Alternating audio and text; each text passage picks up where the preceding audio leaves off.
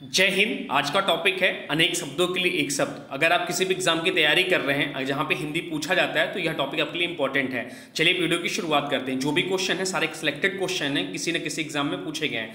तो चलिए वीडियो की शुरुआत करते हैं। देखते हैं पहला क्वेश्चन क्या है। पहला क्वेश्चन है जिसको क्षमा न किया जा सके, जिसको क्षमा न किया जा सके उसे एक शब्द में क्या कहेंगे? उसे कहेंगे अक्षम्य। जिसको क्षमा न किया जा सके उसे कहते हैं अक्षम्य। जिसका आदि ना हो, जिसका आदि ना हो, जिसका आदि ना हो उसे एक शब्द में कहते हैं अनादि। जो अनुकरण करने योग्य हो, जो अनुकरण करने योग्य हो उसे कहते हैं अनुकरणीय। जो अनुकरण करने योग्य हो उसे एक शब्दों में कहेंगे अनुकरणीय। साथ पढ़ने वाला, साथ पढ़ने वाला, साथ पढ़ने वालों को एक शब्द में कहेंगे सहपाठी। अब चलते हैं नेक्स्ट क्वेश्चन की ओर। देखते हैं अगला क्वेश्चन क्या है। अगला है वह स्थान जो पृथ्वी चंद्रमा सूर्य आदि के मध्य स्थित है। वह स्थान जो पृथ्वी चंद्रमा सूर्य आदि के मध्य में स्थित है उसे एक शब्द में कहेंगे अंतरिक्ष। वह व्यक्ति जिसको भूमि के भीतर की वस्तुओं की जानकारी हो, वह व्यक्ति जिसको भूमि के भीतर की वस्तुओं की जानकारी हो उसे कहते हैं भूवर्गवेत्ता। चलते हैं नेक्स्ट, देखते हैं अगला क्या है। अगला है जंगल में लगने वाली आग। जंगल में लगने वाली आग को एक शब्द में कहते हैं दावानल। जहां लोगों का मिलन हो, जहां लोगों का मिलन हो उसे एक शब्द में कहेंगे सम्मेलन। जिसमें संसार के प्रति मोह ना रहा हो, जिसको या जिस व्यक्ति को संसार के प्रति मोह ना रहा हो उसे कहते हैं बीतरागी। कुसंगति के कारण चरित्र पर दोष लगना, कुसंगति के कारण चरित्र पर दोष लगना या लगाना उसे कहते हैं कलंक। उसे एक शब्दों में कहेंगे कलंक। संख्या भाव मिश्रित अनुराग को कहते हैं, संख्या भाव मिश्रित अनुराग को कहते हैं प्रलय। जो कानून के विरुद्ध हो, जो कानून के विरुद्ध हो उसे एक शब्द में कहेंगे निरुद्ध या अवैध। चलते हैं नेक्स्ट, देखते हैं अगला क्या है। अगला है पूरब और उत्तर की बीच की दिशा। इंपॉर्टेंट क्वेश्चन है। पूरब और उत्तर की बीच की दिशा इसे कहते हैं ईशान।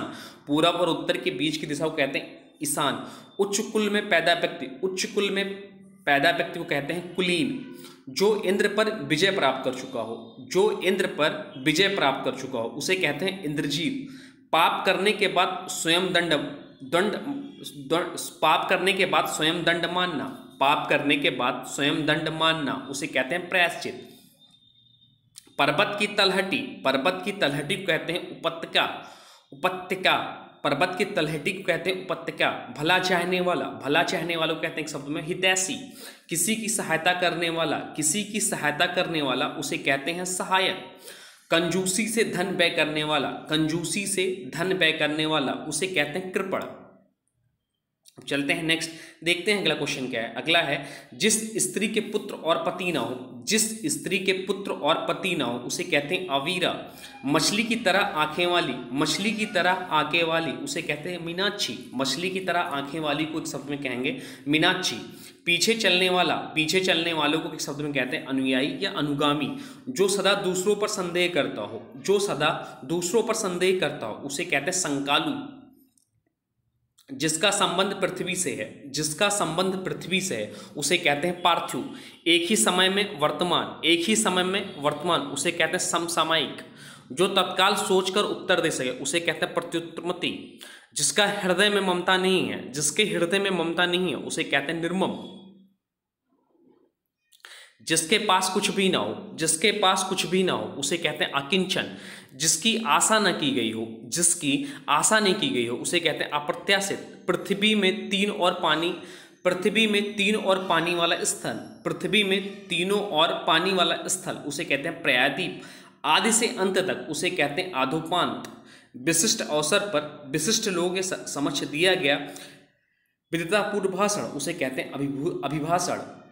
अब चलिए फटाफट रिवीजन कर लेते हैं। आप लोग मेरे साथ साथ में बोलिएगा। रिवीजन अगर आप रिवीजन करते हैं तो देखिएगा मैक्सिमम क्वेश्चन आपको यही याद हो जाएंगे। तो आप लोग मेरे साथ साथ बोलिएगा। जिसको क्षमा न किया जा सके, जिसको क्षमा न किया जा सके उसे कहते हैं अक्षम्य। जिसका आदि ना हो उसे कहते हैं अनादि। जो अनुकरण करने योग्य हो उसे कहते हैं अनुकरणीय। साथ पढ़ने वाला, साथ पढ़ने वाले को कहते हैं सहपाठी। वह स्थान जो पृथ्वी और चंद्रमा सूर्य आदि के मध्य स्थित है उसे कहते हैं अंतरिक्ष। वह व्यक्ति जिसको भूमि के भीतर की वस्तुओं की जानकारी हो उसे कहते हैं भूवर्गवेत्ता। जंगल में लगने वाली आग को कहते हैं दावानल। जहां लोगों का मिलन हो उसे कहते हैं सम्मेलन। जिसमें संसार के प्रति मोह न रहा उसे कहते हैं बीतरागी। कुसंगति के कारण चरित्र पर दोष लगना उसे कहते हैं कलंक। संख्या भाव मिश्रित अनुराग को कहते हैं प्रलय। जो कानून के विरुद्ध हो उसे कहते हैं निरुद्ध या अवैध। पूरब और उत्तर के बीच की दिशा को कहते हैं ईशान। उच्च कुल में पैदा व्यक्ति को कहते हैं कुलीन। जो इंद्र पर विजय प्राप्त कर चुका हो उसे कहते हैं इंद्रजीत। पाप करने के बाद स्वयं दंड मानना उसे कहते हैं प्रायश्चित। पर्वत की तलहटी को उसे कहते हैं उपत्यका। भला चाहने वालों को कहते हैं हितैषी। किसी की सहायता करने वाला कहते हैं सहायक। कंजूसी से धन व्यय करने वालों को कहते हैं कृपण। जिस स्त्री के पुत्र और पति ना हो उसे कहते हैं अबीरा। मछली की तरह आंखें वाली को कहते हैं मीनाक्षी। पीछे चलने वालों को कहते हैं अनुयायी या अनुगामी। जो सदा दूसरों पर संदेह करता है उसे कहते हैं संकालु। जिसका संबंध पृथ्वी से है उसे कहते हैं पार्थिव। एक ही समय में वर्तमान उसे कहते हैं समसामयिक।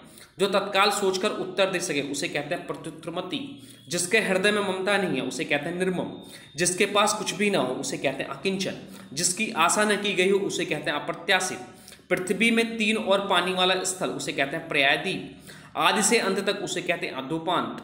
विशिष्ट अवसर पर विशिष्ट लोगों के समक्ष दिया गया विद्यापूर्व भाषण उसे कहते हैं अभिभाषण। अब आज के वीडियो से क्वेश्चन है, इंपॉर्टेंट सेगमेंट है, इसका आपको आंसर देना है कमेंट बॉक्स में। आज की वीडियो से 3 क्वेश्चन इंपॉर्टेंट क्वेश्चन लिए गए। इसका राइट आंसर आप लोगों को कमेंट बॉक्स में बताना है। पहला क्वेश्चन है, जिसमें संसार के प्रति मोह न रहा हो उसे एक शब्द में क्या कहेंगे। जो सदा दूसरों पर संदेह करता हो उसे एक शब्द में क्या कहेंगे। और पूरब और उत्तर के बीच की दिशा को क्या कहते हैं, इसे एक शब्द में क्या कहेंगे। इन तीनों का आंसर आप लोगों को कमेंट बॉक्स में बताना है। अब आपके लिए चैलेंजिंग क्वेश्चन है, अगर आप इसका राइट आंसर पता है तो कमेंट बॉक्स में लिखिएगा। अगर नहीं पता है तो डिस्क्रिप्शन में लिंक है, वहां पर जाकर आप वीडियो देख सकते हैं। जिसके हाथ में सूल हो उसे क्या कहते हैं। जिसके हाथ में सूल हो उसे क्या कहते हैं। प्रिय वचन बोलने वाली स्त्री को क्या कहते हैं। और उचित अनुचित का ज्ञान रखने वाला उसे क्या कहते हैं। अगर इसका आंसर पता है तो कमेंट बॉक्स में लोग बताइएगा। अगर नहीं पता है तो डिस्क्रिप्शन में लिंक है पुरानी वीडियो का, वहां से वीडियो को देख सकते हैं और एक बार रिवीजन कर सकते हैं। हाँ, अभी तक आपने वीडियो को लाइक नहीं किया है तो प्लीज़ वीडियो को लाइक कर दीजिए और चैनल पे नए हैं तो चैनल को सब्सक्राइब भी कर लीजिए। इसका फ्री पीडीएफ डिस्क्रिप्शन में लिंक होगा, आप चाहते हैं तो वहाँ से डाउनलोड कर सकते हैं। तो चलिए मिलते हैं एक नए वीडियो में, तब तक के लिए जय हिंद, जय भारत,